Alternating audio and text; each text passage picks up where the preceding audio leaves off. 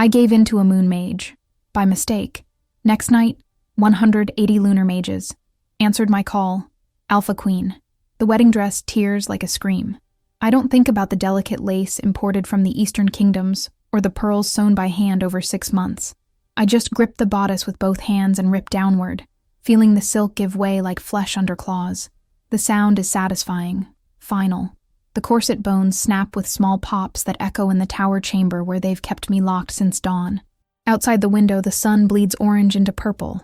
2 hours until the ceremony. 2 hours until I become property. The bouquet of winter roses sits on the vanity, already browning at the edges despite the preservation spells. They smell like death pretending to be beauty. I grab the flowers and hurl them through the open window, watching them tumble 3 stories down to shatter against the courtyard stones below. A guard shouts something I don't catch. I'm already moving. The shift happens before I reach the window ledge. One moment I'm a woman in a destroyed wedding gown. The next, I'm shedding skin and bone structure like an old coat. The transformation burns through me, familiar as breathing but never painless. My spine elongates. My jaw extends. My fingers curl into paws. White fur erupts across every inch of skin. When I leap through the window, I'm no longer Lyra Stormborn, Princess of Georgia, promised bride of Alpha King Draven. I'm just a wolf. White as moonlight. Rare as mercy. The fall should terrify me. 3 stories is enough to break bones even in wolf form. But I twist midair, land on all fours in a crouch that jars every joint, and then I'm running. Behind me, the alarm bells start to ring. They've discovered the empty chamber, the torn dress, the missing princess. I have minutes before the search parties form. Minutes before Father realizes his carefully arranged alliance is shattering. Good. The castle grounds blur past me. I know every hedge, every garden path, every weak point in the outer wall from years of planning this escape in secret. My white paws leave perfect prints in the soft earth, a trail any competent tracker could follow. But I don't care about later. I care about now. About the forest looming at the kingdom's edge, dark and thick and forbidden. The whispering forest, where even alphas fear to hunt, where the trees are older than memory, and the shadows have teeth. I crash through the boundary between cultivated land and wild wood without slowing. The temperature drops immediately. The air tastes different here, heavy with moisture and rot. And something else. Something ancient that makes my wolf instincts scream warnings. The trees close behind me like a door shutting. Within 30 steps, I can no longer see the castle lights. Within 50, I can't hear the alarm bells. The forest swallows sound. My paws make no noise on the thick carpet of moss and dead leaves. Even my breathing seems muffled, as if the air itself is too dense to carry noise properly. I run deeper, following no path because there are no paths here. The trees grow so close together, their branches interweave overhead, blocking out the dying sunlight. Twilight becomes full darkness in minutes. That's when I start to feel it, the sensation of being watched. I slow to a trot, then a walk, my ears swiveling to catch any sound. Nothing, but the feeling persists, growing stronger with each step. Eyes on my fur, attention focused like a beam of cold light on my back.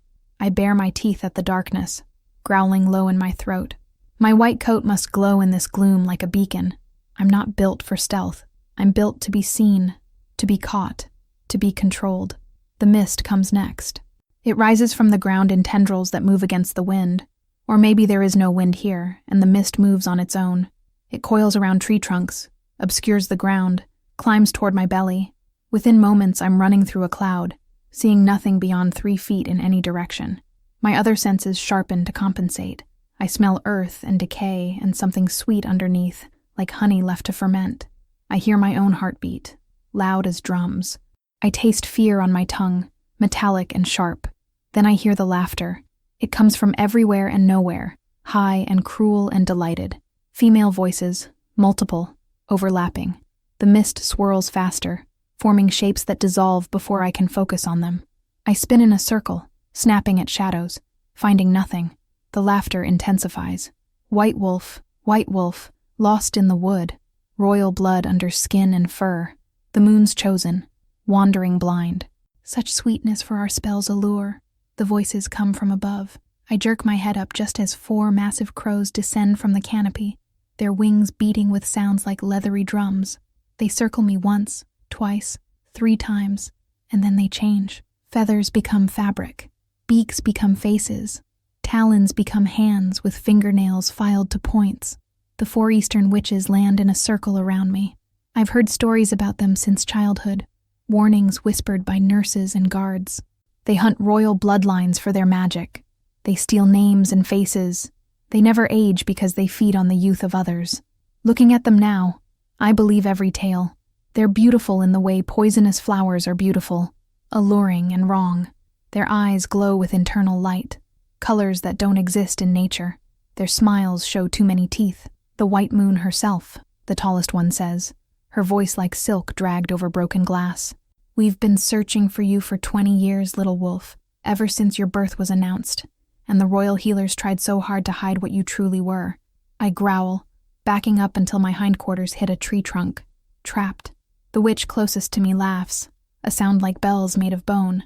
Oh, she has spirit. That will make the blood taste even sweeter. Fear adds such lovely spice. What do you want? I try to speak, but it comes out as a series of barks and snarls. I'm still in wolf form, voiceless in any human tongue, but they understand somehow. The smallest witch, one with hair the color of dried blood, claps her hands together. She asks what we want. How precious. We want what we've always wanted, White Moon. Your blood for our immortality ritual. 1 cup from a white wolf of royal line, taken during the dark of the moon, will grant us each another century of life, and you're the last one. Your grandmother, your great-grandmother, all the white wolves before you.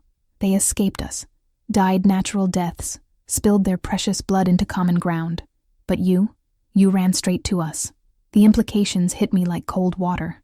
The arranged marriage, father's insistence on security, the way they kept me locked in the castle my entire life. They weren't just controlling me. They were protecting me. From this. The tallest witch pulls a curved blade from the air itself, the metal black as starless sky. Hold her still, sisters. This will only hurt for a moment. Well, for her, will feel glorious for decades.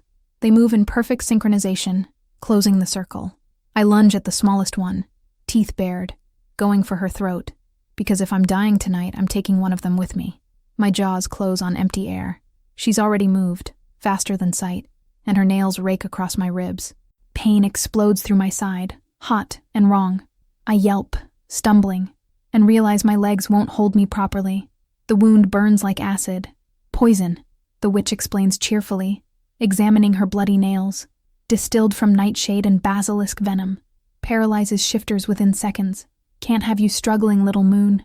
You'll spoil the collection. My legs fold. I collapse onto my side, panting, still conscious but unable to move. The tall witch approaches with her impossible blade. She kneels beside me, almost gentle, and presses one hand to my chest. I feel my heart racing under her palm. Such a strong beat, she murmurs.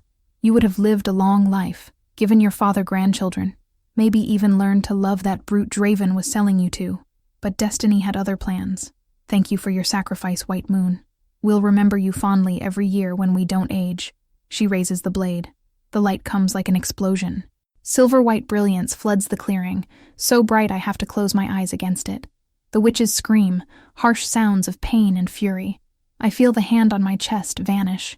Heat rolls over me in waves, not burning but cleansing, pushing back the poison in my veins. I gasp, sucking in air that tastes like starlight in winter. When I can see again, there's a man standing between me and the witches. Except standing doesn't quite describe it. He's not touching the ground. He hovers an inch above the moss, arms outstretched, and that silver light pours from his palms like water. It forms shields around me, geometric patterns that hurt to look at directly, angles that shouldn't exist in 3-dimensional space. The witches have been thrown back against the trees. They're scrambling to their feet, faces twisted in hatred. Moon Mage, the tall one spits. This isn't your concern. The wolf belongs to us by right of hunt. The wolf belongs to herself, the man says, and his voice resonates like a bell struck in a cathedral. And I'm making her my concern. Leave, now, or I'll show you what 6 centuries of lunar magic can do to witches who trade in stolen blood. 6 centuries. The words don't make sense. He doesn't look old. Tall, yes, perhaps 30 in appearance, with black hair that falls past his shoulders and eyes that glow silver like his magic. He wears robes that seem to be woven from shadow and moonlight. constantly shifting.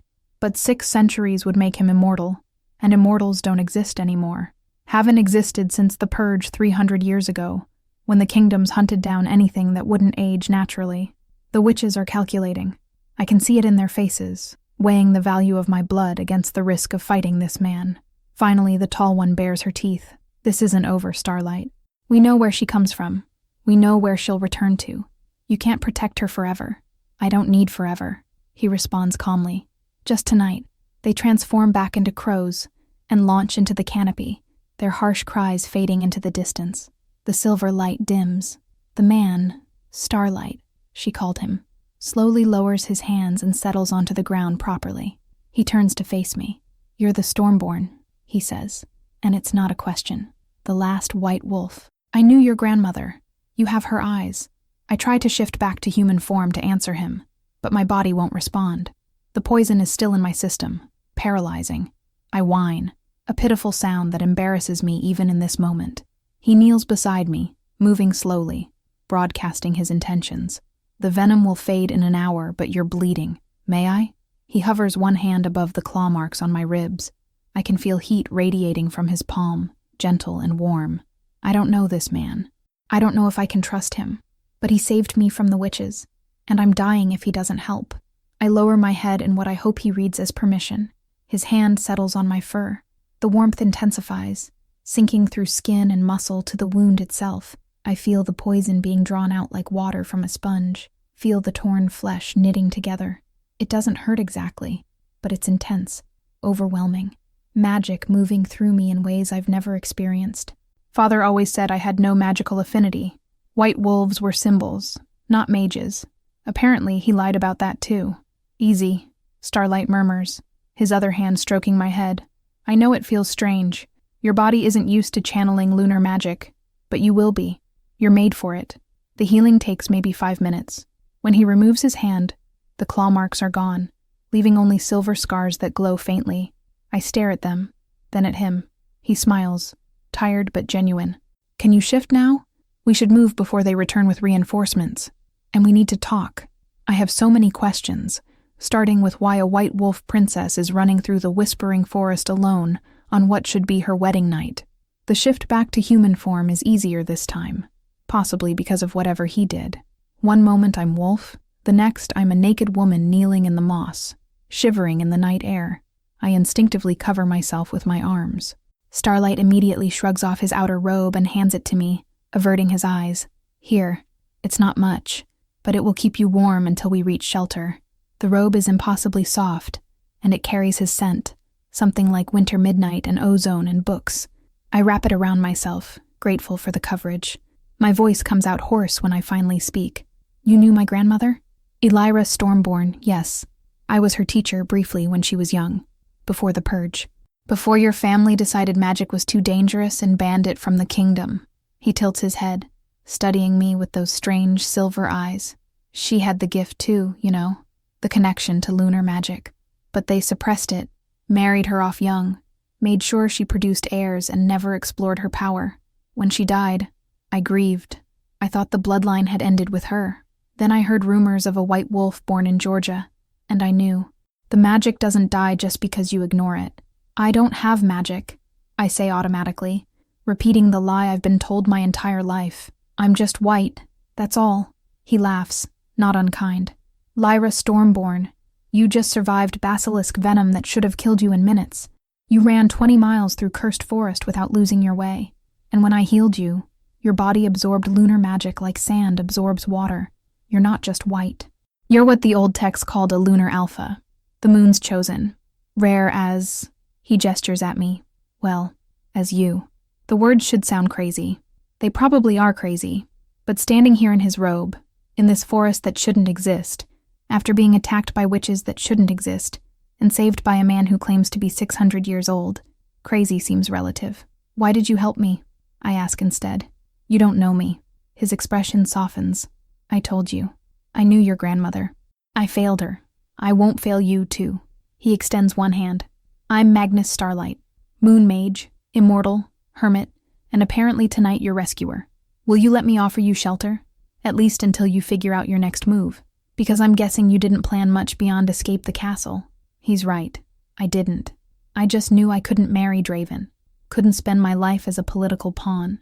Couldn't breathe inside that gilded cage anymore. I look at Magnus's offered hand. This could be another trap.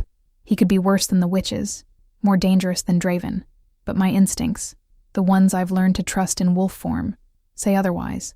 They say he's telling the truth. They say I'm safe with him. I take his hand. His fingers close around mine, warm and solid. Good, he says. My cabin is hidden about 2 miles north. We'll be there before full moonrise. You can rest, eat, decide what you want to do. And tomorrow, if you're willing, I can start teaching you what you really are. Because Lyra, whatever you've been told your whole life, you're not just a symbol or a bargaining chip. You're a lunar alpha, and that changes everything. We walk through the forest together, and behind us, the mist closes over our tracks. Ahead, the first stars appear through gaps in the canopy. I'm cold. I'm exhausted. I'm terrified of what happens next. But for the first time in my entire life, I feel something else too. I feel free. I wake to the smell of herbs and morning dew, and the immediate realization that I'm naked. The second realization comes slower, more mortifying. I'm wrapped in Magnus's cloak, and there's warmth along my back that doesn't come from fabric. I freeze, barely breathing, piecing together what must have happened. I shifted in my sleep. My wolf form must have sought out the nearest source of heat and safety, which happened to be Magnus sleeping on the other side of his small cabin. And at some point during the night, I shifted back to human form while still pressed against him. I can feel him breathing, steady, deep, still asleep. His arm is draped over my waist, heavy and warm. For a moment, I allow myself to stay perfectly still, caught between panic and something else I don't want to name. When was the last time someone held me like this? Not as a political asset or a symbol to be protected, but just as a person seeking warmth in the night? Never. The answer is never. I carefully extract myself from his embrace and the cloak, moving with the silence I learned in wolf form. Magnus doesn't wake. I wrap the cloak around myself and pad across the cabin to where my torn wedding dress lies in a corner, useless as armor now. The cabin is small but surprisingly comfortable, carved from the inside of an enormous tree trunk. Runes glow faintly on the walls. Protection spells, I'm guessing. A small fire burns in a stone hearth, even though no one has tended it. Magic. Magnus stirs behind me. I hear the shift in his breathing, the small sound of him sitting up. I don't turn around. I'm not ready to face him yet, not after waking in his arms. There's tea, he says, his voice rough with sleep. And I can heat water if you want to bathe. There's a natural spring behind the cabin. I finally turn. He's standing on the opposite side of the small space, deliberately far from me, giving me room. His black hair is loose around his shoulders, and he's wearing simple clothes now instead of the magic-woven robes. He looks almost human like this, almost ordinary, except for those silver eyes that see too much. I start, then stop, not sure how to phrase it. You shifted in your sleep, he says calmly, moving to the hearth to pour tea from a kettle I didn't notice. Your wolf sought warmth. I didn't want you to wake alone and frightened in an unfamiliar place, so I stayed close. That's all. I swear it. He hands me a clay cup, and I notice he's careful not to let our fingers touch. The tea smells like mint, and something sweeter. Moonflower, maybe. I drink it to avoid having to respond. The liquid is hot and soothing, spreading warmth through my chest. Thank you, I finally say, for last night. For being decent. Lyra? He waits until I meet his eyes. I'm not him. I'm not Draven or any of the men who see you as property. You're safe here, I promise. I want to believe him. Part of me does. But trust is a luxury I haven't been able to afford in a long time. I change the subject instead. You said you could teach me about being a lunar alpha. I want to start today. Relief flashes across his face, followed by something that looks like determination. Good. Finish your tea and get dressed. I have spare clothes that might fit. Then we begin. The clothes are too big, meant for someone with Magnus's height, but I roll up the sleeves and pant legs and make it work. When I emerge from the small sleeping alcove, Magnus has already cleared the center of the cabin floor. He's drawn a circle in what looks like silver sand, intricate patterns spiraling inward to a central point. Stand in the center, he instructs. Close your eyes. Tell me what you feel. I step into the circle. Immediately, I feel it. A pulse, like a second heartbeat, thrumming up through the soles of my feet. It resonates in my chest. matches the rhythm of my actual heart, then slowly begins to synchronize with something else, something outside myself. I close my eyes like he asked. "The moon," I whisper. I can feel it, even though it's daylight. It's like a pull, a tide inside me. "Good." Magnus's voice comes from somewhere to my right. "That's your connection to lunar magic. White wolves were the moon goddess's first children, created to be her representatives on Earth. That's why you were hunted almost to extinction. Kings and alphas feared power they couldn't control. But the magic never died, Lyra. It just went dormant, waiting for someone strong enough to wake it." I open my eyes. "So what can I do, besides shift and apparently absorb other people's magic?" He smiles. "Much more, but it requires training. Most lunar alphas spend years learning control. We have days, maybe a week if we're lucky. So we'll start with the basics and work our way up quickly." He holds out his hand, palm up, and a sphere of silver light materializes above it. Lunar alphas can manifest moonlight even during the day. It can illuminate darkness, heal wounds, or be shaped into weapons. Try it. Focus on the feeling of the moon inside you and imagine pulling it out through your hand. I raise my hand, mimicking his gesture. I close my eyes again, reaching for that pulse I felt earlier. It's there, steady and strong. I imagine drawing it up through my body, through my arm, concentrating it in my palm. For a moment, nothing happens. Then I feel a flicker, like a candle flame trying to catch. "Keep going," Magnus encourages. "Don't force it. Coax it. Magic responds better to invitation than command." I breathe deeper, relaxing my shoulders. Instead of grabbing at the power, I invite it like he said. "Please, come to me. I need you." The flicker strengthens. I feel warmth building in my palm, and when I open my eyes, there's a faint glow hovering an inch above my skin. "Excellent," Magnus says, genuine pride in his voice. "Now sustain it. Feed it with your intention." The glow lasts maybe 10 seconds before sputtering out. I curse under my breath. I can't hold it. Not yet. But you will. Again. We spend hours on it. By midday, I can hold the light for a full minute before exhaustion makes me drop it. My hand aches, and I've developed a headache behind my eyes that feels like someone driving nails into my skull. When I finally collapse onto the floor, panting and frustrated, Magnus kneels beside me. "You're pushing too hard," he says gently. "Magic isn't a muscle to be strengthened through brute force. It's a river. You have to learn its current and work with it, not against it." "Easy for you to say," I snap, immediately regretting my tone. "You've had 6 centuries to practice. I have days before Draven tracks me down and drags me back in chains." Magnus is quiet for a long moment. When he speaks, his voice is soft, weighted with old grief. "You're right.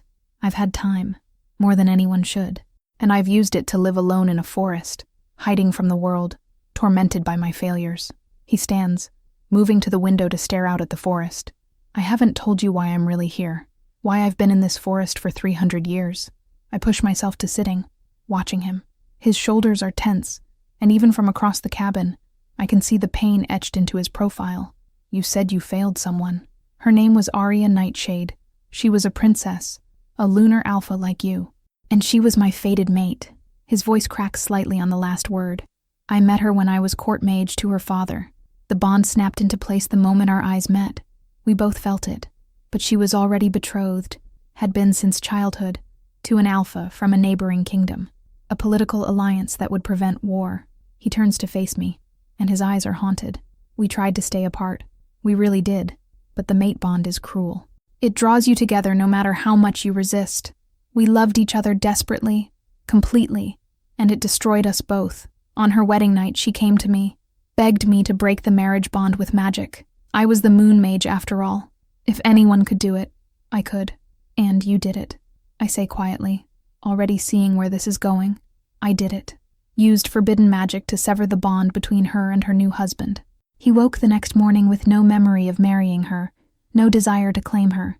The spell worked perfectly." Magnus laughs, bitter and broken, for exactly 1 day.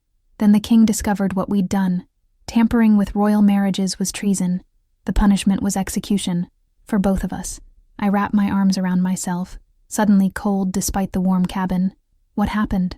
"Arya traded herself for my life, offered to submit to execution willingly if they spared me. The king agreed. He exiled me instead, stripped of my position, forbidden from ever returning to any civilized kingdom. They made me watch as they— He stops, breathes. As they killed her. She died looking at me, smiling, telling me it was worth it. The silence that follows is heavy as stone. I understand now. The isolation, the guilt, the reason he lives alone in a forbidden forest. You didn't kill her, I say. The king did. The system did. You just loved her. I gave her hope, and it got her killed, Magnus says flatly. That's my failure. And when I saw you in the forest, running from your own forced marriage, I saw her all over again. Another white wolf being crushed under duty and politics. Another woman I might be able to save. He finally looks directly at me. But you need to understand something, Lyra. I won't make the same mistake twice. I'll teach you magic. I'll help you survive. But I won't decide your fate for you. Whatever you choose, going back to Draven, running further, fighting, hiding, it has to be your choice, not mine. I stand, crossing the cabin to stand in front of him. He's taller, but not by much.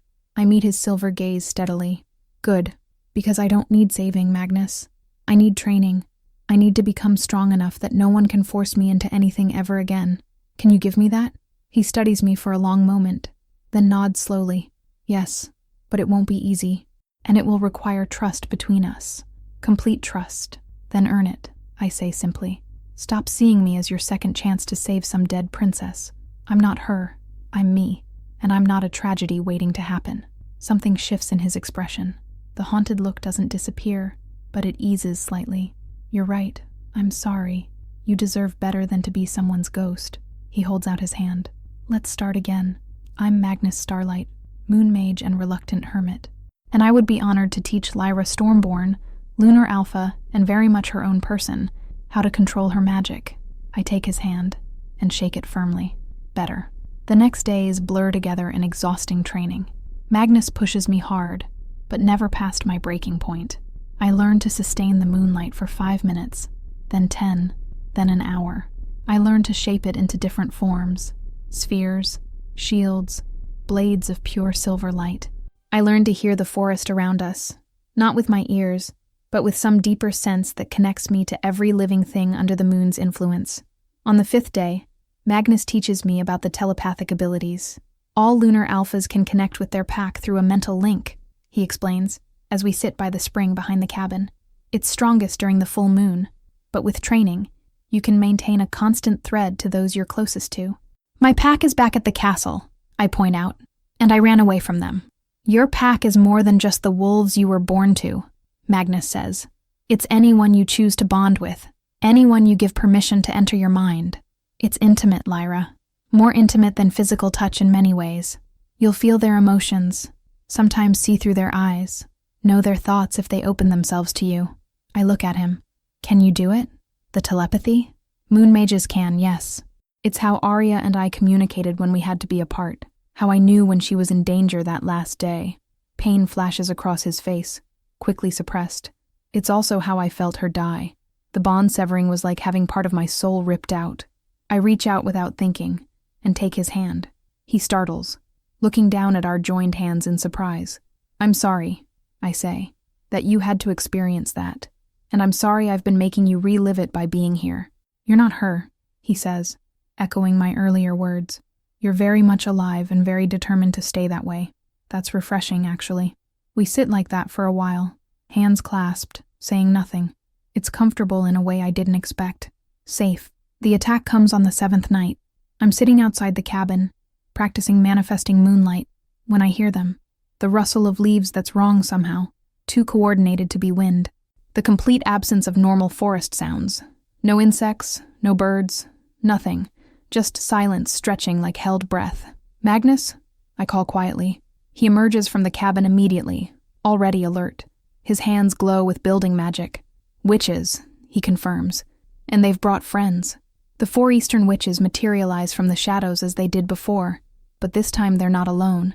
Behind them, a dozen wolves prowl forward, massive and scarred. Mercenaries. Their eyes are dead, empty of anything but hunger and obedience to whoever's paying them. Hello again, White Moon, the tall witch purrs. Did you really think we wouldn't return? We simply needed proper reinforcements. Your pet mage can't hold off all of us. Magnus steps in front of me. Want to test that theory? The witch laughs. Actually, no. I'm quite happy to let the wolves do the messy work. Boys, fetch. The mercenary wolves charge.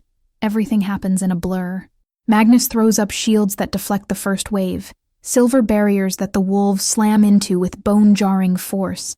But there are too many of them, coming from too many angles. I shift without conscious thought, white fur erupting as my body changes shape. A massive brown wolf lunges at me.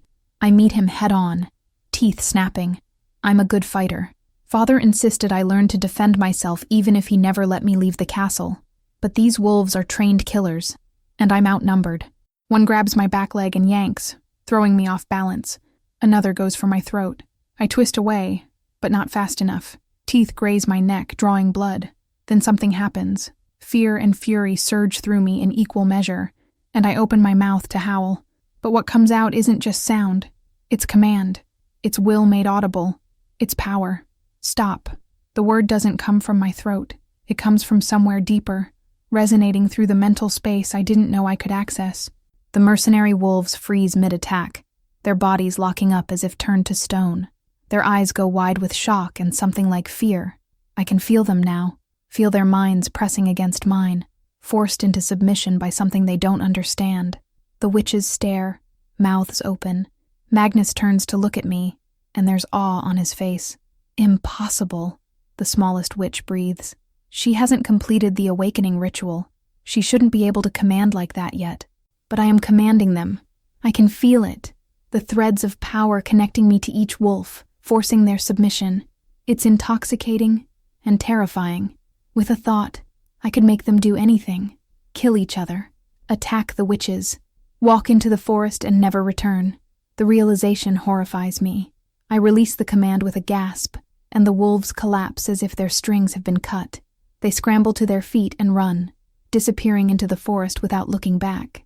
The witches watch them go, then turn their attention back to me. So it's true, the tall one says slowly. You really are a lunar alpha. Not just white fur, but genuine power. She smiles, sharp and dangerous. That makes you even more valuable. Draven will pay a fortune for you now. The name hits me like cold water. Draven? You're working for Draven? Who do you think hired us to track you down? She laughs. The Alpha King is very eager to retrieve his runaway bride. He sends his regards and a message. Come home willingly within the next week, or he'll come get you himself. And when he does, he won't be gentle about it. They vanish before either Magnus or I can respond, melting into shadows, like they were never there. I shift back to human form, shaking. Magnus immediately wraps his cloak around me, which I realize has become something of a routine at this point. You activated a command howl, he says, and there's excitement in his voice despite the circumstances. That's advanced magic, Lyra. Most lunar alphas take months to access that ability.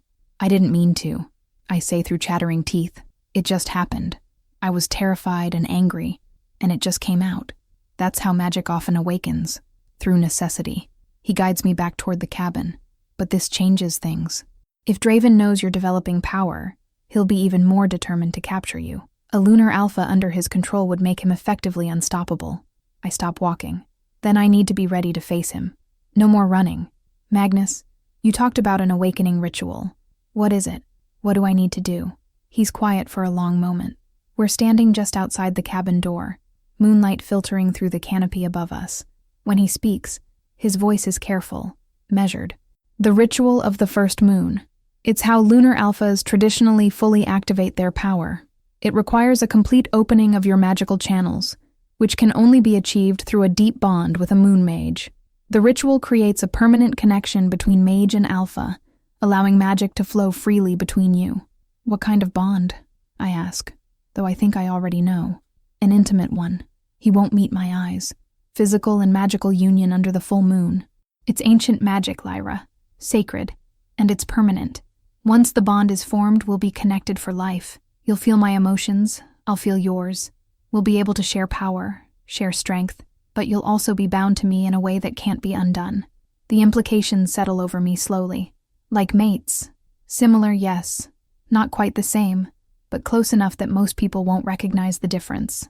He finally looks at me. I won't pressure you. This is your choice. There are other ways to develop your power. Slower ways that don't require...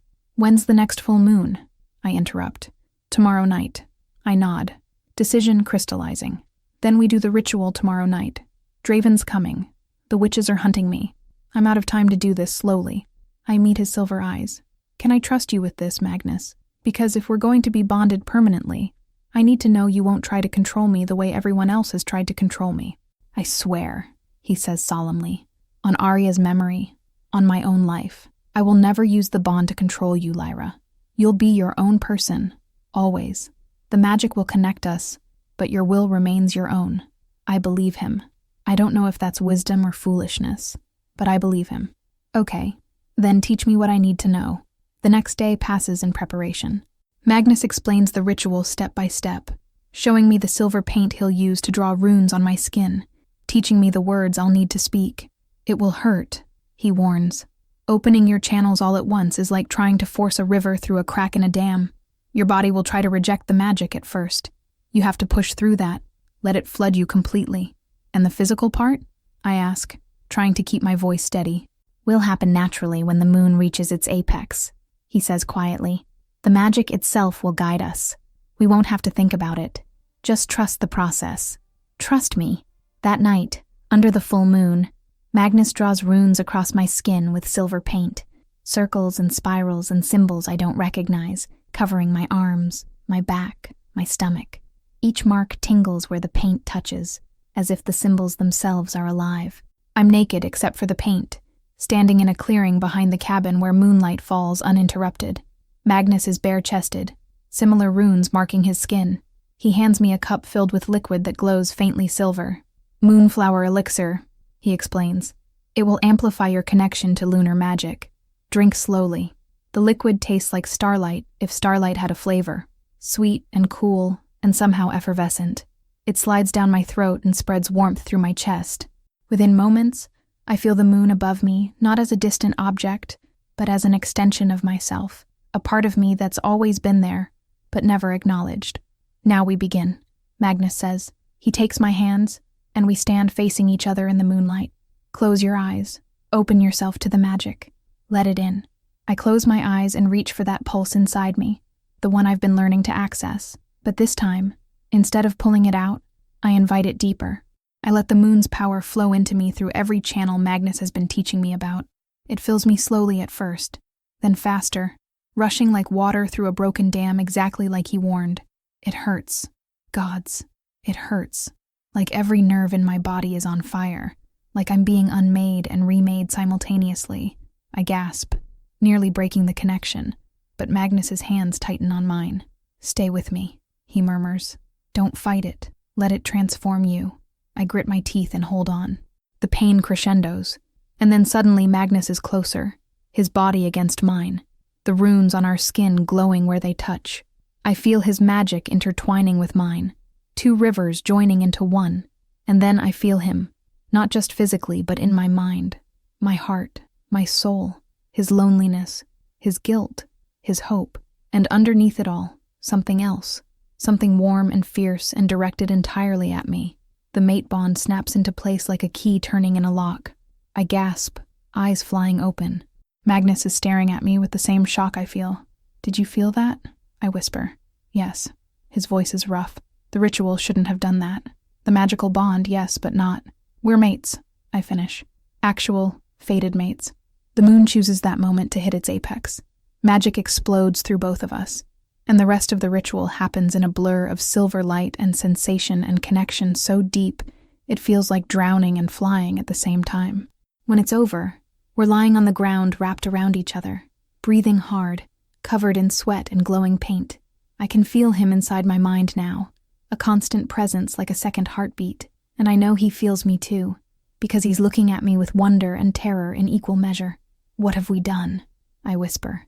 Bound ourselves together, he says. Permanently, magically, and apparently fate had other plans too. He touches my face gently. I didn't know. I swear I didn't know we were true mates. The ritual would have worked regardless, but this changes everything. I finish. We fall asleep eventually, exhausted by magic and emotion. When I wake in the morning, I feel different, stronger, more complete. My eyes, when I catch my reflection in the spring, have a permanent silver glow, and I can feel Magnus even though he's inside the cabin and I'm outside, feel his contentment, his lingering wonder, his worry about what comes next. The days that follow are the happiest of my life. We train together, learning to share magic back and forth through the bond. I grow stronger every day. Magnus teaches me to hear the whispers of other wolves, to connect with them telepathically across distances. At night, we sleep tangled together, and during the day we carefully avoid talking about what we are to each other now. On the 14th day, everything changes. I wake to terror so visceral it steals my breath. My own terror or someone else's? I can't tell at first. Then I realize the feeling is coming from far away, through threads of connection I didn't know I had. Pack bonds, newly awakened by the ritual.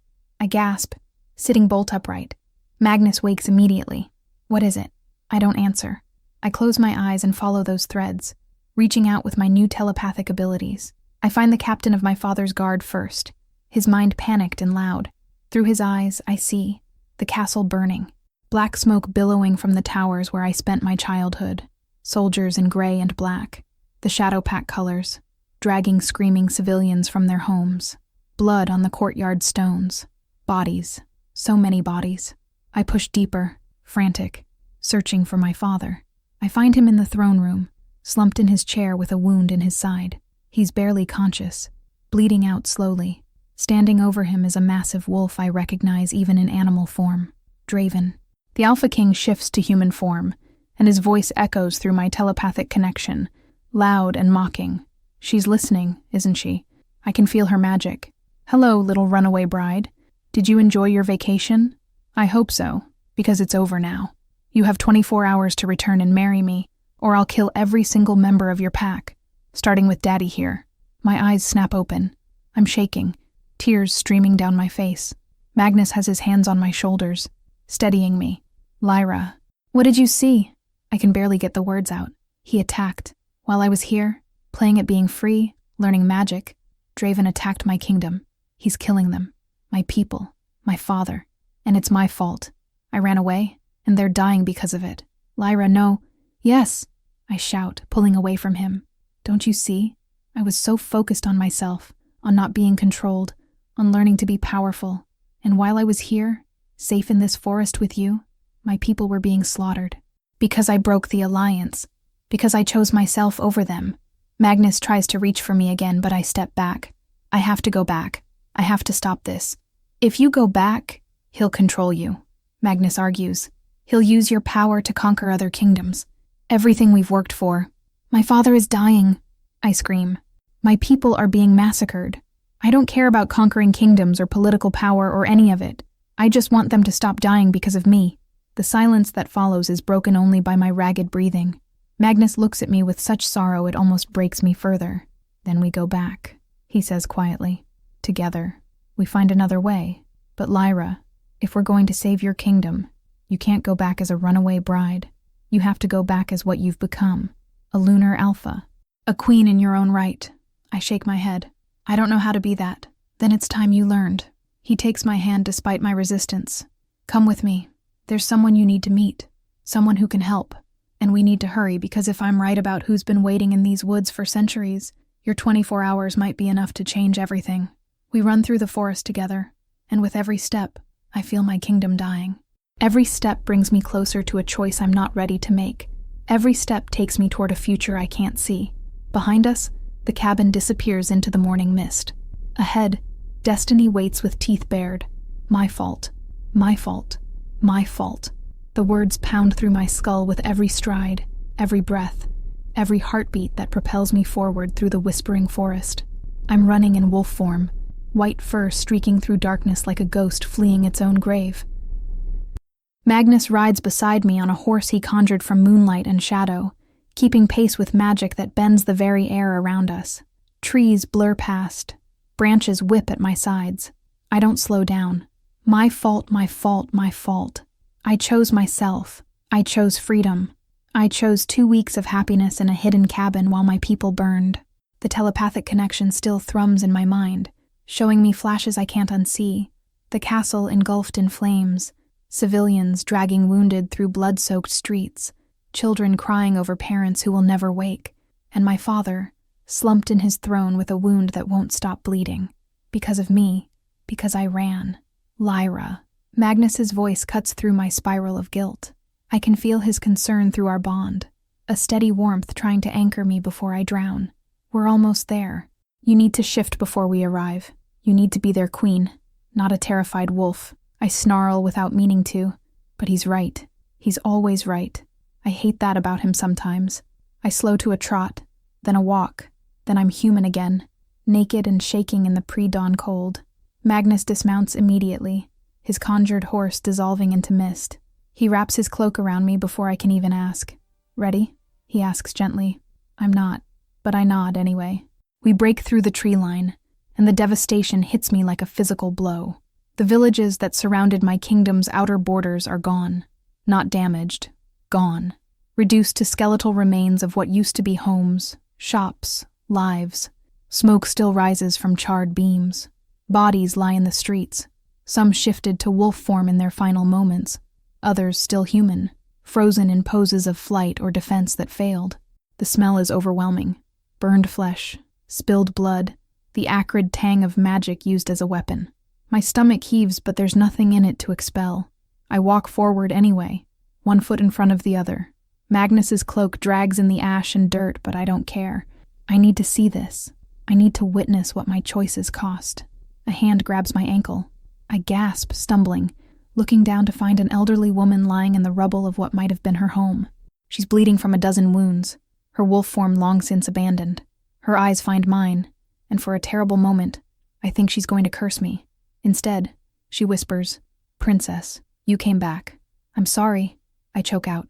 "I'm so sorry." "Don't be sorry." Her grip tightens with surprising strength. "Fight.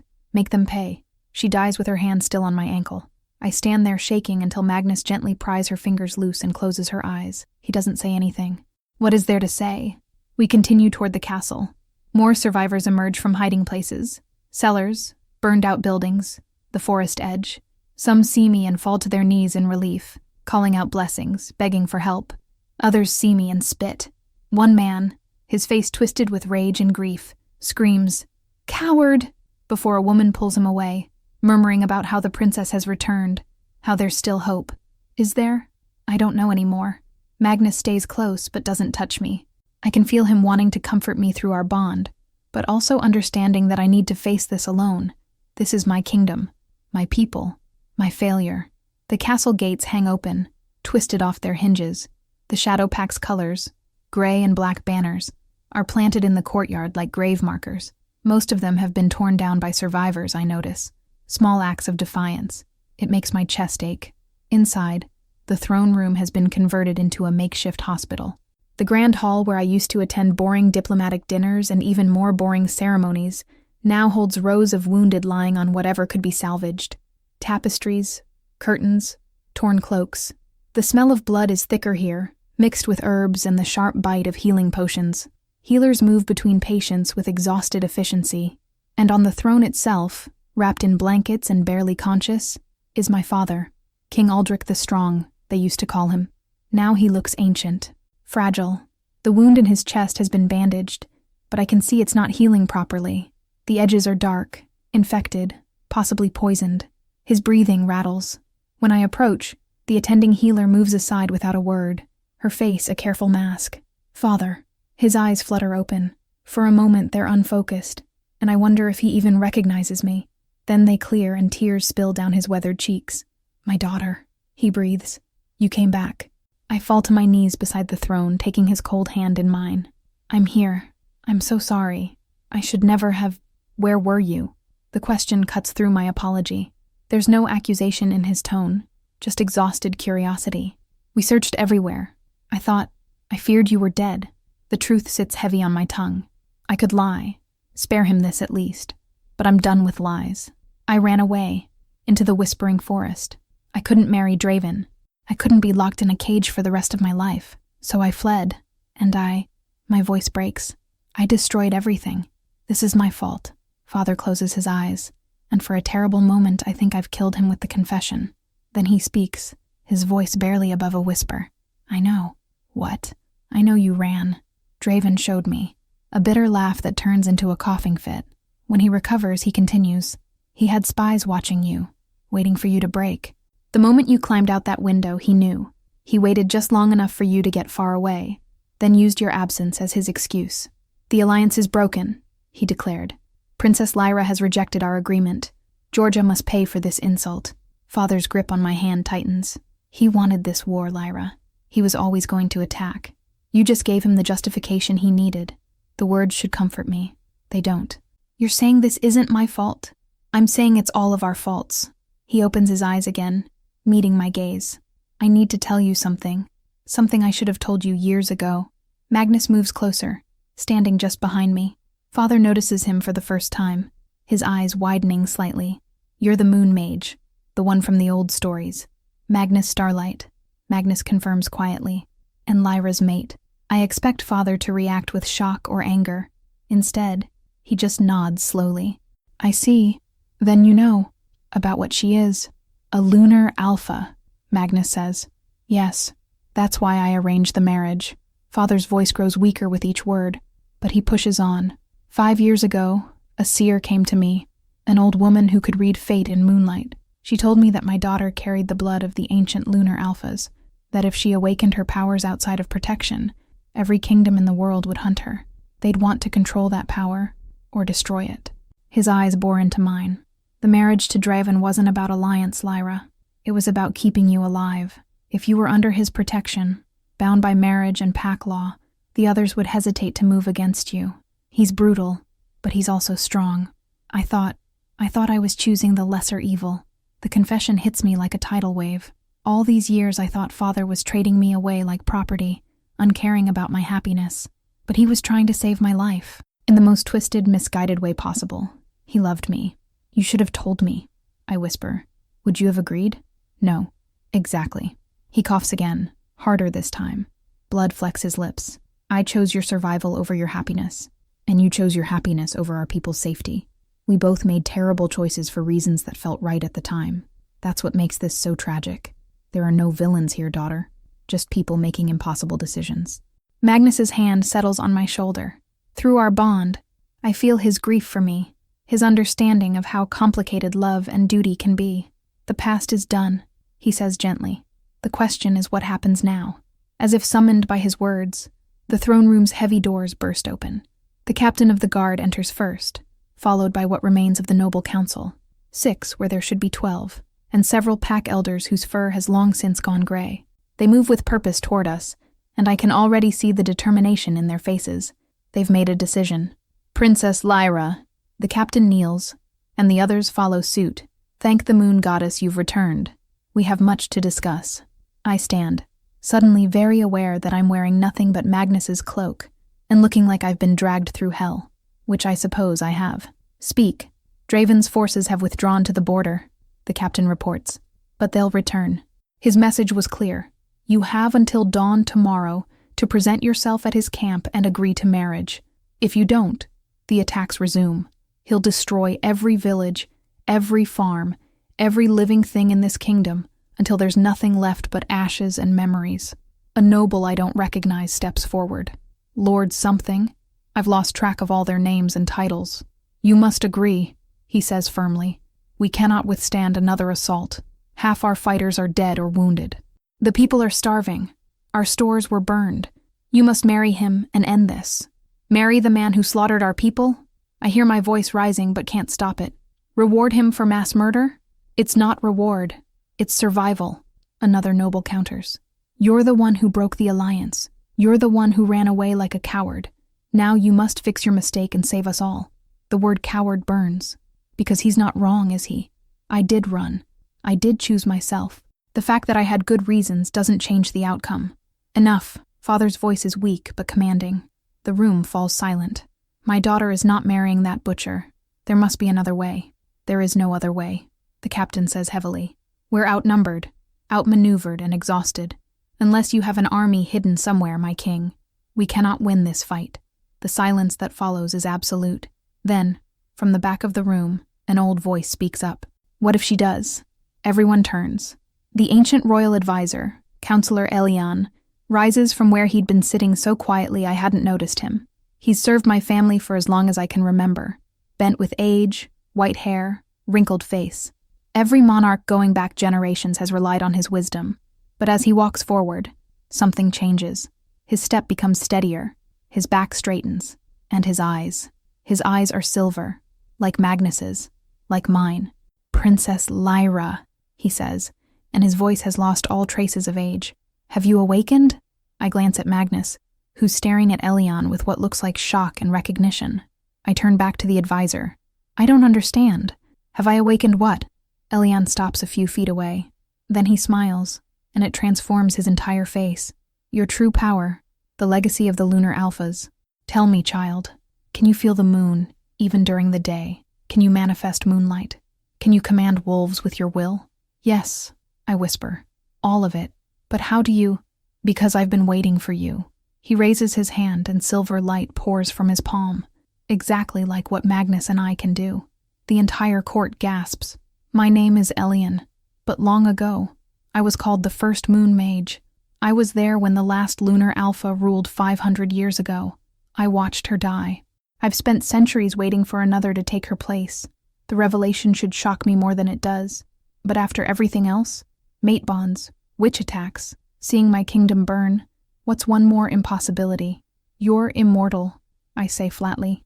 "Yes, as are 180 other moon mages who served the last Lunar Alpha. When she died, we went into hibernation, sealed by ancient magic until the next Lunar Alpha could awaken us." Elion's silver eyes bore into mine. "You can call us, Lyra. With the proper ritual, you can summon an army of mages who've been asleep for centuries, waiting for a new Alpha to serve. We would give you the power to fight Draven and win." Hope surges through the room like wildfire. The nobles start talking over each other, demanding details. The pack elders move closer, their expressions shifting from despair to cautious optimism. Even my father manages to sit up straighter on his throne. "What's the cost?" Magnus asks quietly. "Because of course there's a cost. There's always a cost." Elion's gaze shifts to him. "Brother Mage, you've bonded with her." "Yes, then you know how intimate magical bonds can be." Back to me. "The call requires you to forge a connection with all 180 mages simultaneously. Once a year, during the spring equinox, you'll need to channel lunar power through each of them in a collective ritual. It will leave you vulnerable, exhausted.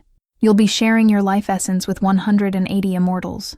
That's not the real cost, is it?" I already know the answer. I can see it in his face. "No, the call only works if you perform it with complete honesty.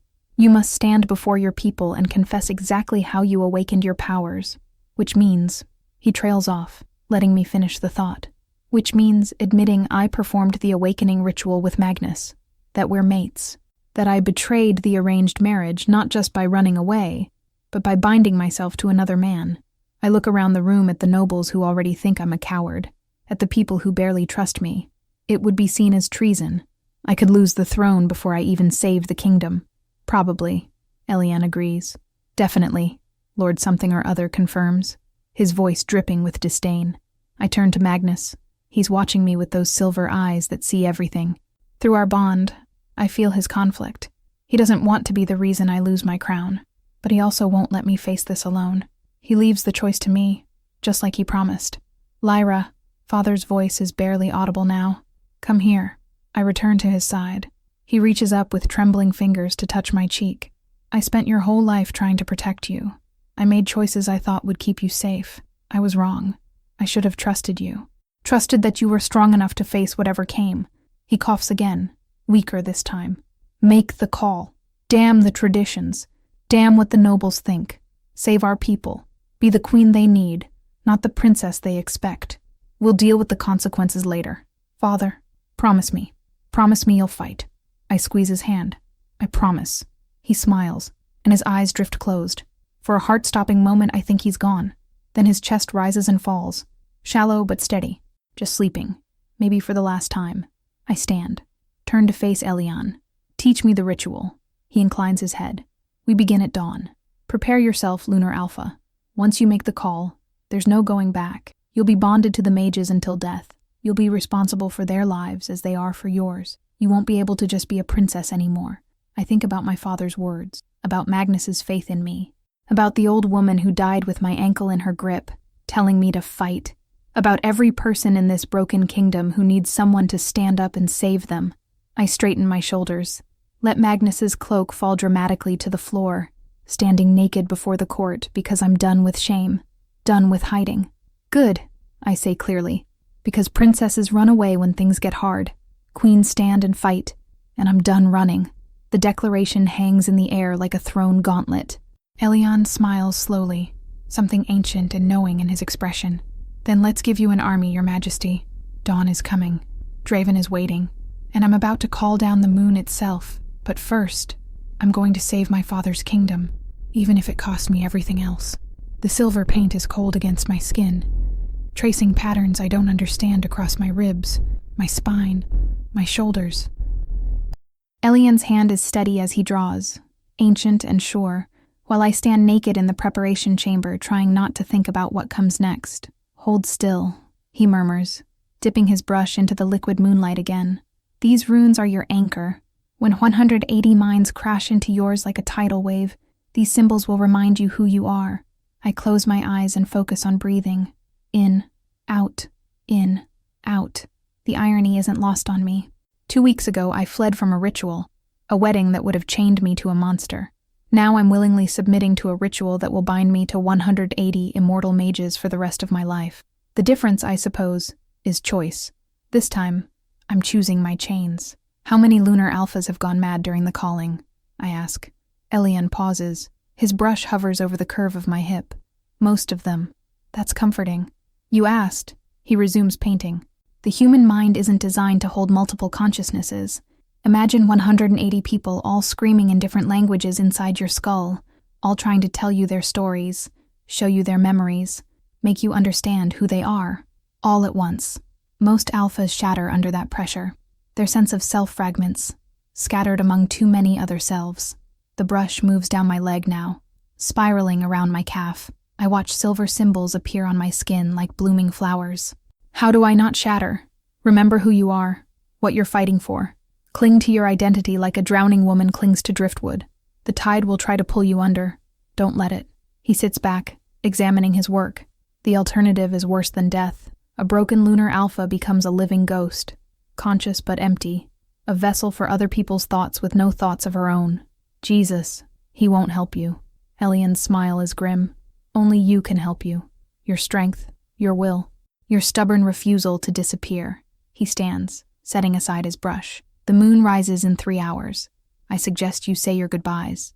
Magnus finds me on the battlements afterward, still marked with silver runes, wrapped in a simple robe. He doesn't speak at first, just stands beside me looking out at the ruins of what used to be a thriving kingdom. I can feel his fear through our bond, not for himself, but for me. You don't have to do this, he finally says. Yes, I do. There are other ways. Name one. I turn to face him. Name one way we survive Draven's army without the mages. One way we protect these people. One way we avoid total annihilation. He can't. We both know it. I'm terrified of losing you, he admits. Not to death, to the calling. What if you come back and you're not you anymore? What if I feel our bond and find 180 strangers living in your head? I take his hand. Through our connection, I send him everything I feel. My fear, yes, but also my determination. My love, my absolute certainty that this is what I was meant to do. Then you remind me who I am. You're my mate, Magnus. My anchor. If I get lost in those 180 voices, be the one voice that calls me home. He pulls me against him, holding tight. We stay like that, until the sun begins to set. Two people taking comfort in each other before the world demands more than comfort. My father is worse when I enter his chambers. The wound in his chest has spread, dark veins of infection crawling up his neck. His breathing is labored, but his eyes are clear when he sees me. Look at you, he rasps, covered in mage marks, ready to call down the moon. I kneel beside his bed, taking his cold hand.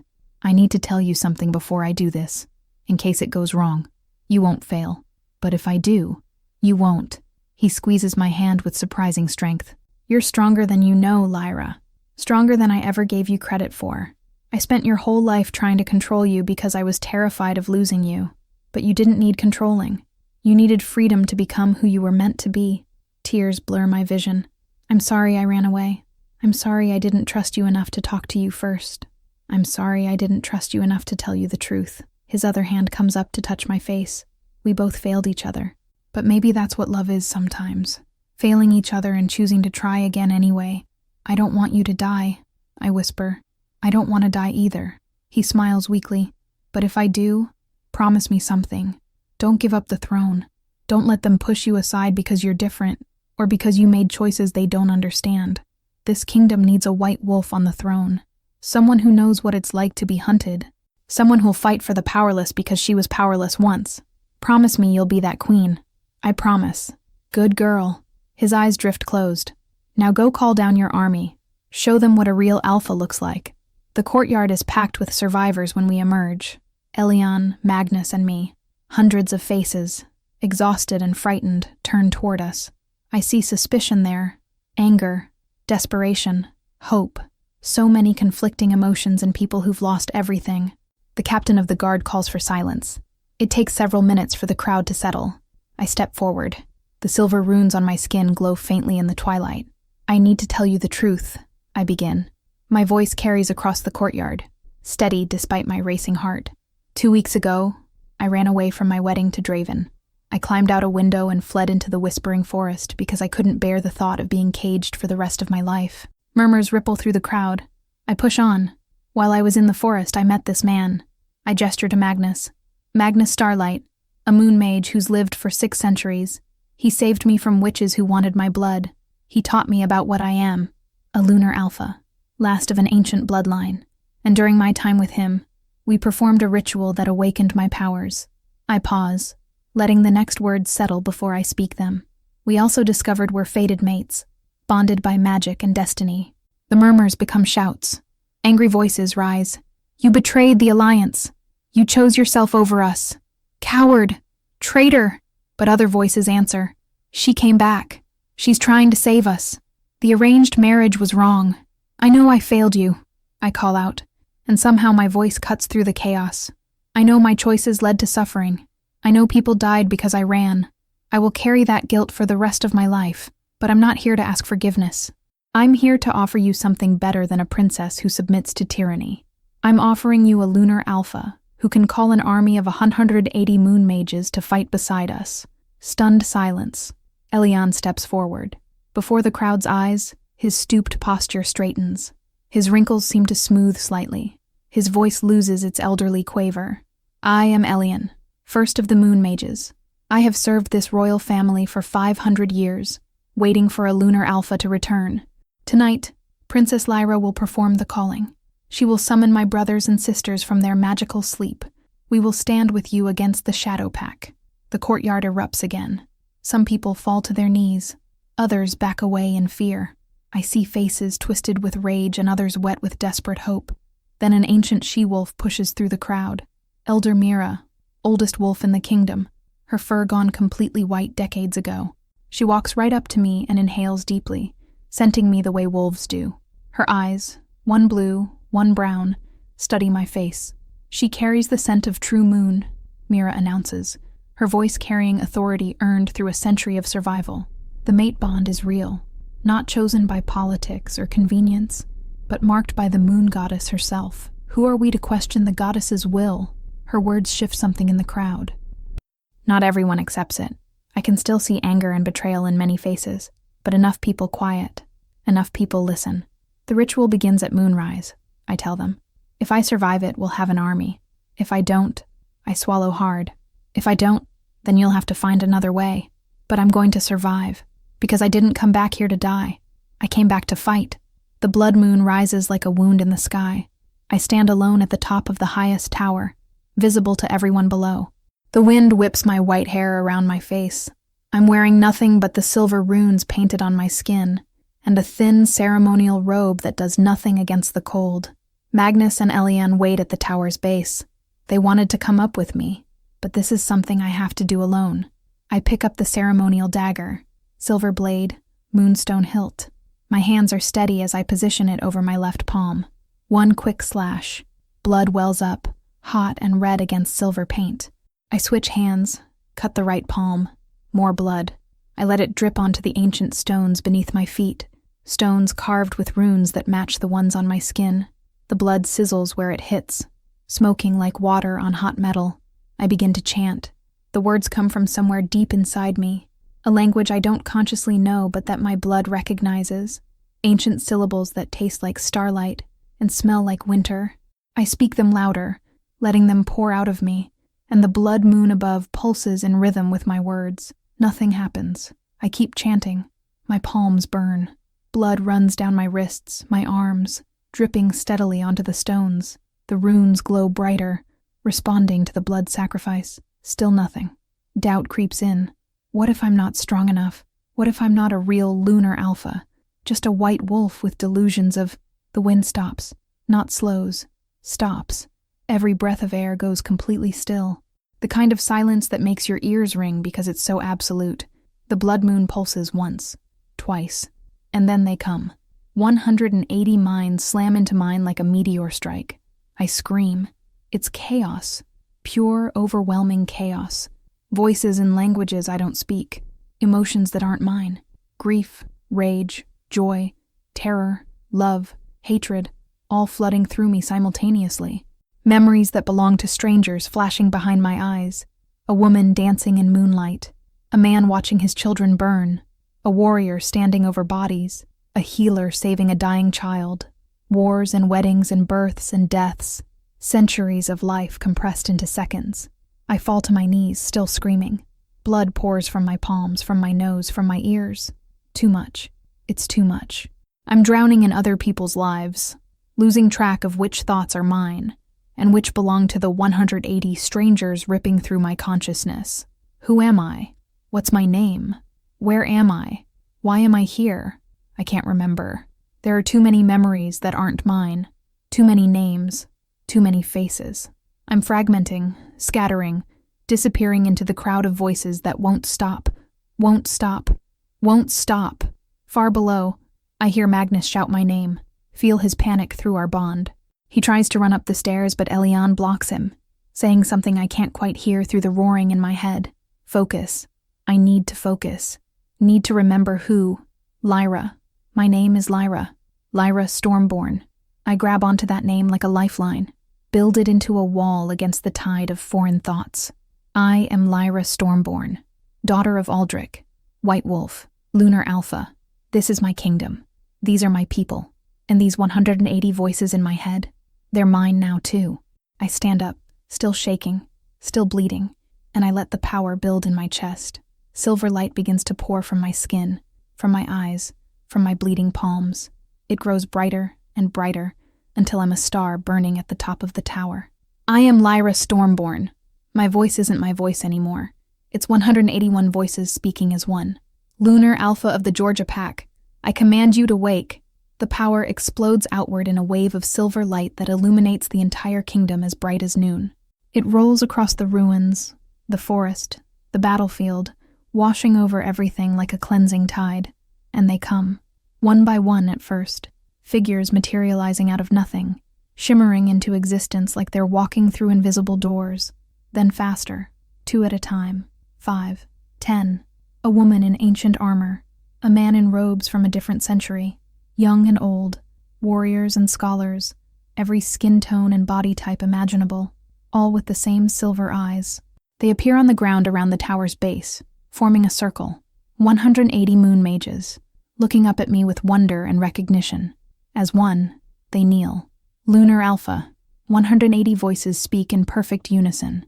We have answered your calling. We are yours until the moon falls from the sky. The survivors in the courtyard stare in shock. Some fall to their knees in reverence. Others stumble backward in fear. Children point and cry. Elderly wolves weep. No one speaks. No one moves. They're all frozen by the impossible sight. Magnus looks up at me from the base of the tower. Through our bond, I feel his awe, his pride, his love. He's seeing me truly for the first time. Not as the princess who ran away, or even the Lunar Alpha who's been learning her powers. He's seeing the queen I've become.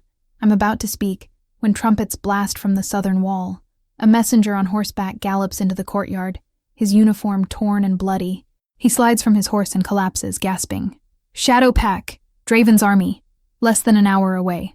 500 wolves. They're coming to take the princess by force. The words land like stones in still water, rippling outward through the crowd. People begin to panic, shouting, grabbing their children. looking for places to hide. I don't move from the tower. Instead, I look toward the southern horizon. Even from this distance, I can see the dust cloud rising, the sign of a massive pack on the move. My voice, amplified by magic so everyone can hear, rings out across the kingdom. Let him come. He wanted a bride? He'll get a war. Elion appears beside me, having climbed the tower stairs. He bows low. Lunar Alpha. The mages have answered, but you need to know, they've slept for centuries. They're disoriented, weak. It will take time for them to recover their full strength. This first battle will be a test. His silver eyes bore into mine. If you fail to lead them, the bond will break. They'll return to sleep. You get one chance, one battle. Prove you're worthy or lose everything. Below, the 180 mages wait. Behind them, my terrified people huddle together. At the tower's base, Magnus stands ready to fight beside me. And on the horizon, Draven's army approaches. I close my eyes and reach out through the new bonds connecting me to all 180 mages. Instead of words, I send them images, memories, the villages burning, children orphaned, homes destroyed, my people massacred, the elderly woman dying with her hand on my ankle, telling me to fight. Through the telepathic link, I whisper to all of them at once. Draven comes to enslave us, to take our kingdom, our freedom, our lives. Help me stop him. Help me protect them. 180 voices answer as one inside my mind. We fight, we win, or we die trying. I open my eyes. They glow like twin moons, bright enough to cast shadows in the fading twilight. I ran from my wedding because I refused to be a prize, a trophy, a bargaining chip in men's political games. But I won't run from this fight, because choosing myself 2 weeks ago wasn't selfishness. It was the first step toward becoming the leader my people actually needed. Someone who understands that freedom is worth fighting for, worth bleeding for, worth dying for if necessary. Draven wants to take everything from us. I'm going to show him what happens when you try to cage a lunar alpha. The blood moon watches. The mages wait.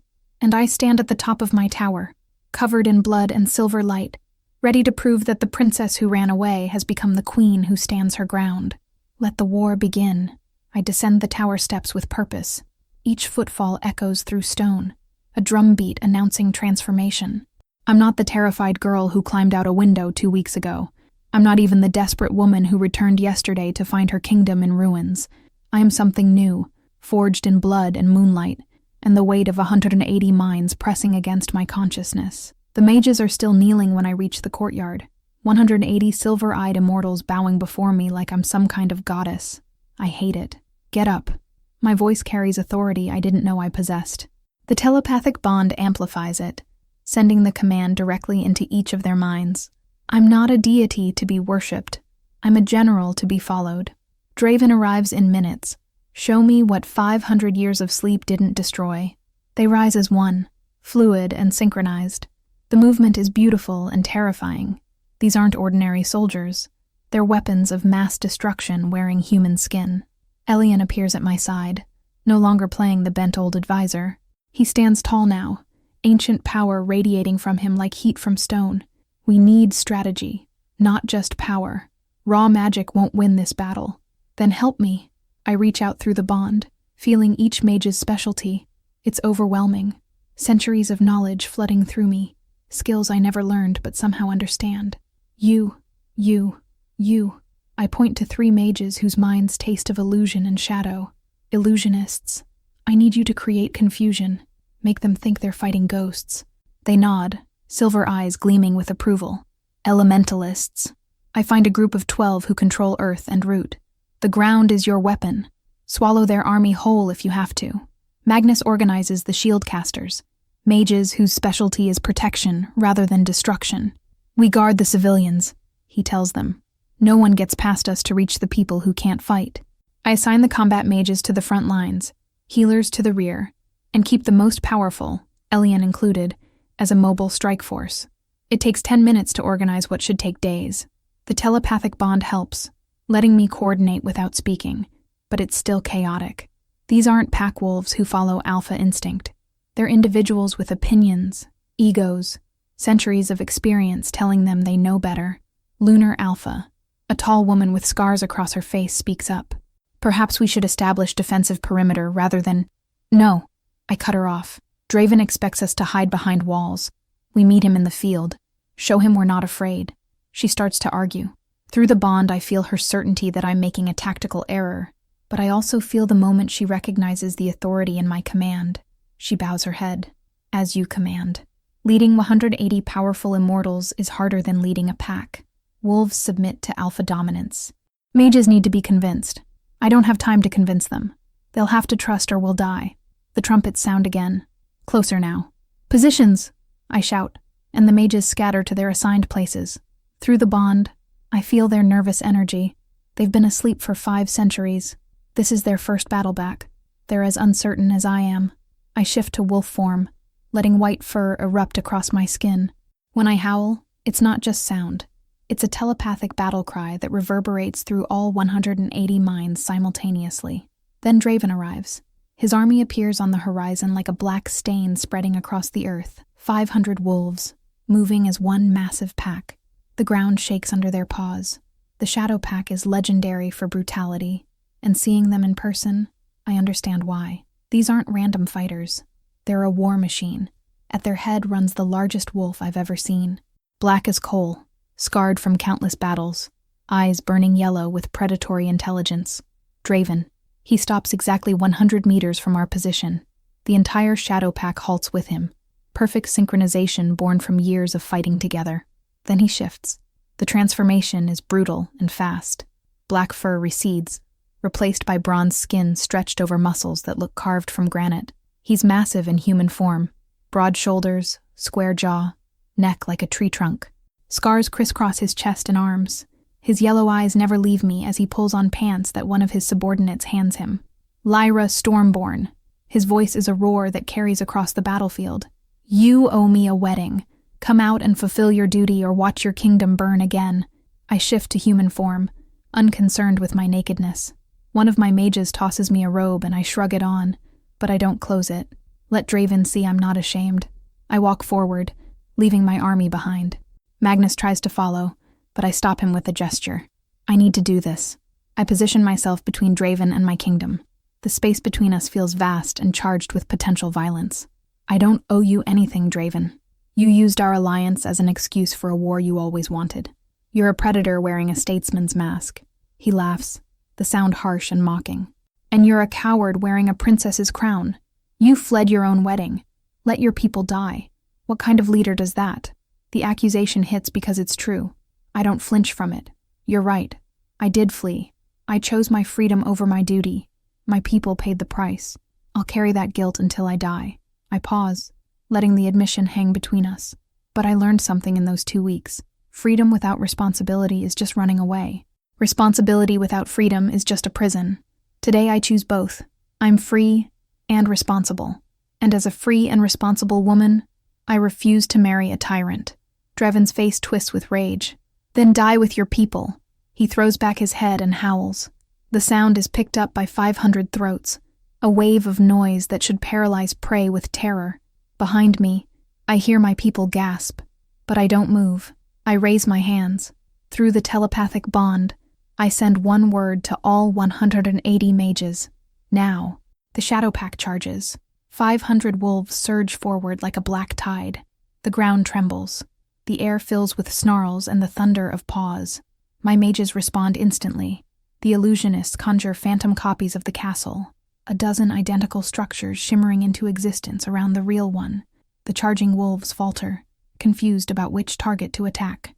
Half the pack veers toward illusions, crashing into empty air. The elementalists slam their hands to the ground. The earth buckles and splits. Massive roots erupt from the soil, wrapping around wolf legs, dragging them down. Trees that were dormant suddenly thrash to life, branches reaching out to entangle enemies. The combat mages summon weapons from pure moonlight, swords, spears, shields, and meet the wolves that break through in vicious close combat. Silver light clashes with fur and fang. Magnus's shield team creates shimmering barriers around the civilians, protecting those too young or old to fight. I see him coordinating them through hand signals, centuries of battle experience making him efficient even in chaos. And I'm at the center of it all, coordinating through the telepathic bond. I shift back to wolf form and leap into the fray. My white fur glows silver as I tear into the Shadow Pack's ranks. Each bite, each slash, each tactical decision flows through me and into the 180 minds linked to mine. Initially, we dominate. 500 years of magical experience outweighs raw numbers. The Shadow Pack is strong, but they're not prepared for what coordinated moon magic can do. Then, Draven reveals his surprise. From behind his wolf army, 50 men emerge, humans dressed in white robes marked with religious symbols. They carry weapons that gleam with an oily sheen, silver blessed by the Church of the North, witch hunters. The first mage falls when a blessed arrow pierces her heart. She screams, the sound echoing through our telepathic bond, and all 180 of us feel her die. The magic sustaining her collapses. More arrows fly. More mages fall. The blessed silver doesn't just kill, it negates our magic completely. Shields shatter. Illusions flicker. Elementalists lose control of their conjured elements. Elian's voice crashes into my mind. They were prepared. They knew about the mages. How? As if answering his question, one of my own nobles steps forward from the ranks. Lord Cassius, a man I've known since childhood, walks calmly toward Draven's side of the battlefield. I told him, Cassius shouts, his voice carrying over the sounds of combat. Draven promised me I'd govern this kingdom when he married you. I'm the one who informed him about the Lunar Mages. I suggested he bring the witch hunters. This kingdom needs a strong leader, not a runaway coward. Betrayal from within. The captain of the guard lunges for Cassius, but he's too far away, already crossing into enemy territory where Shadow Pack wolves protect him. The battle turns. Without our magic at full strength, we're losing. My mages are falling. My people are dying. Again. Magnus's voice enters my mind, private and desperate. There's a spell, forced eclipse. It darkens the sun completely, transforms day into full moon night. It would multiply every mage's power tenfold. But he hesitates. It requires the Lunar Alpha's complete life force. It could kill you. I don't hesitate. Do it. Lyra, you could... I said do it! I shift back to human form and run toward the center of the battlefield. Elian, rally the mages. Eclipse formation. Through the bond, I send the plan to all 180 minds simultaneously. They understand instantly. The surviving mages disengage from combat and converge on my position, forming a circle around me. Magnus is the last to arrive, his face pale with fear. There has to be another way, he whispers. There isn't. I cup his face in my hands. I chose to be queen. Queen's sacrifice. The 180 mages begin to chant. Ancient words in a language older than civilization. I add my voice to theirs, and immediately I feel it. My life force draining away like water through a sieve. It pours out of me and into the spell, feeding it, sustaining it. The sky darkens. The sun, bright and unmerciful, begins to dim. A phantom moon slides across its face, blocking the light inch by inch. The battlefield falls into twilight, then dusk, then absolute darkness, and then the silver light comes. It pours from every mage simultaneously, 180 sources of lunar power blazing like stars against the artificial night. The eclipse has transformed day into the deepest night of a full moon, and under these conditions, moon magic becomes overwhelming. The tide turns instantly. Illusions become so real that wolves die fighting phantoms, too confused to tell truth from lie. Elementalists call forth earthquakes that swallow entire sections of the Shadow Pack. Combat mages wield weapons of light that cut through flesh and bone like they're made of paper. Even the witch hunters' blessed weapons lose effectiveness. You can't bless silver against the moon itself. The Shadow Pack breaks. Wolves flee in terror, abandoning their formation. The witch hunters retreat, their faith no match for primal magic unleashed. But I'm dying. I can feel it. My life draining faster than it should. My heart slowing. My vision dimming even as the battlefield blazes with silver light. I fall to my knees. Magnus catches me, screaming my name, but I can barely hear him over the roaring in my ears. Through the chaos, I see Draven. He's shifted back to his massive black wolf form, and he's charging straight at me. He knocks aside my mages like they're made of paper, driven by pure rage. He wants me dead before the battle ends completely. I shift one last time. White wolf versus black. We collide in the center of the battlefield, a clash of fur and fang and magic. He's stronger, bigger, more experienced, but I have something he doesn't. righteous fury. I dodge his first strike and rake my claws across his flank. He howls and spins, snapping at my throat. I barely avoid it, feeling his teeth graze my neck. We circle each other, both bleeding, both exhausted. Then I do something he doesn't expect. I stop fighting physically and start fighting with magic. Chains of pure moonlight erupt from the ground, wrapping around his legs, his torso, his neck. He struggles, snarling, but the eclipse has made my magic 10 times stronger than normal. The chains tighten. I force him to shift back to human form, vulnerable and mortal. He falls to his knees, gasping, the chains holding him immobile. I shift back to human form and walk slowly toward him. Every step costs me. I'm bleeding from a dozen wounds. My life force is still draining into the eclipse spell, but I need to finish this. The battlefield has gone quiet. Both armies watch, waiting to see what I'll do. Draven glares up at me with hatred burning in his yellow eyes. Do it. Kill me. You know you want to. I do. Gods, I do. This man ordered the massacre of my people. He burned villages. He killed children. He would have enslaved me and used my power to conquer kingdoms. But I remember Magnus's words from weeks ago. Power isn't about destroying enemies. It's about choosing mercy when you could choose vengeance. I look down at Draven. You massacred my people hoping to break me, but you only made me stronger. I could kill you, but death is easy. I want you to live knowing you were defeated by the woman you called a coward. I turn away from him and face the assembled armies. Mine and his. Draven is exiled. The Shadow Pack will pay reparations. Any wolf from his pack who wants asylum in my kingdom will be accepted. The war is over. For a moment, silence. Then one of Draven's wolves shifts to human form and walks toward my side. Then another. Then 10 more. The Shadow Pack fragments before my eyes. Wolves choosing freedom over a defeated tyrant. The eclipse ends. Sunlight returns in a rush, warm and real. The phantom moon disappears. The artificial night lifts. And I collapse. Magnus catches me before I hit the ground. The world spins. I'm vaguely aware of all 180 mages converging, their hands on me, sharing their life force to stabilize mine. Elian's voice floats through the darkness. You proved your worth, Lunar Alpha. The bond is sealed. We'll serve you and your heirs for the next 500 generations. Thank you, I whisper. Now please let me sleep. Darkness claims me. I wake 3 days later. The first thing I see is Magnus's face, haggard with exhaustion and relief. The second thing I notice is that I'm in my old bedroom in the castle, the one I climbed out of what feels like a lifetime ago. Your father died, Magnus tells me gently, peacefully. He knew the kingdom was saved. The funeral was yesterday. I'm sorry you weren't awake for it. Tears slip down my face. I knew it was coming, but knowing and feeling are different things. Was he proud? He died smiling, Magnus says, saying you were the queen Georgia needed. The next few hours pass in a blur of information. The nobles officially proclaimed me queen. The population accepts me, some from gratitude, some from fear, many from genuine respect. The 180 mages have established themselves in the old tower, converting it into a magical academy. Draven was exiled and hasn't been seen since. Lord Cassius was tried and executed for treason. And there's one more thing. You're pregnant, Magnus says quietly. The words don't register at first. Then they hit like a second eclipse. What? From the awakening ritual. The magical union we performed. His hand covers mine. I'm sorry. I know this complicates everything. Complicate is an understatement. The nobles summon me 2 days later, still weak but mobile. They demand I marry Magnus immediately to legitimize the heir. But conservative factions argue that marriage to a mage is abomination, that I should marry an alpha from royal bloodlines.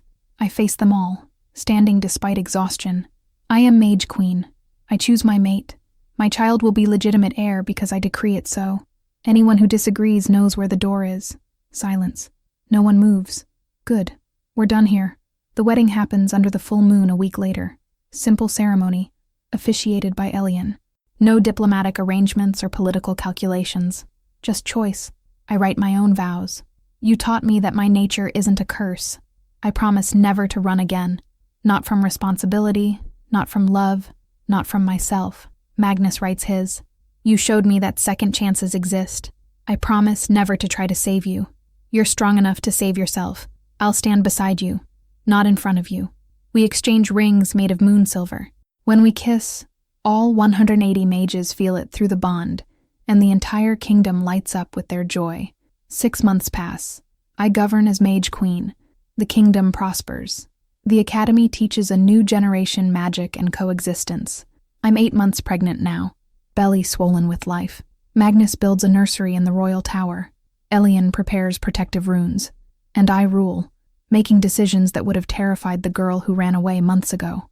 Then one night under the full moon, I feel the first contraction. Magnus runs for midwives. Elian activates every protection spell he knows. The 180 mages gather outside the tower, their combined power creating a shield around me that nothing can penetrate. Labor is agony and ecstasy mixed together. Pain that feels like being ripped apart. Joy that makes the pain worthwhile. And finally, after hours of screaming and pushing and bleeding, a baby emerges. A girl. She's perfect. Tiny fingers. Impossibly soft skin.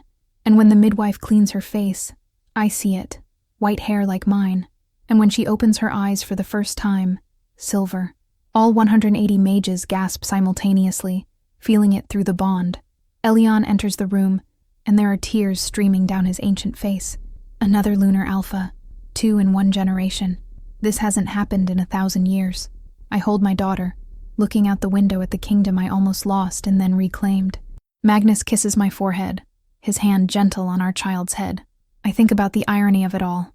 I fled a gilded cage seeking wild freedom, only to discover that true freedom isn't the absence of responsibility. It's the power to choose your own chains. I chose to be queen, chose to be mage, chose to be mother, chose Magnus, and none of those choices diminished me. Each one made me more complete. The white moon is no longer a coward fleeing in darkness. She's a lunar alpha lighting the way for her people. My daughter grips my finger with surprising strength. Through the telepathic bond I share with the mages, I feel their hope for the future, Magnus's love, my people's cautious optimism, and I realize I spent so long running from destiny that I never stopped to consider I might be running toward it the whole time. The moon watches through the window, full and bright and eternal, and I smile, holding my daughter close, knowing that whatever comes next, I'll face it not as a princess who ran away, but as a queen who chose to stay.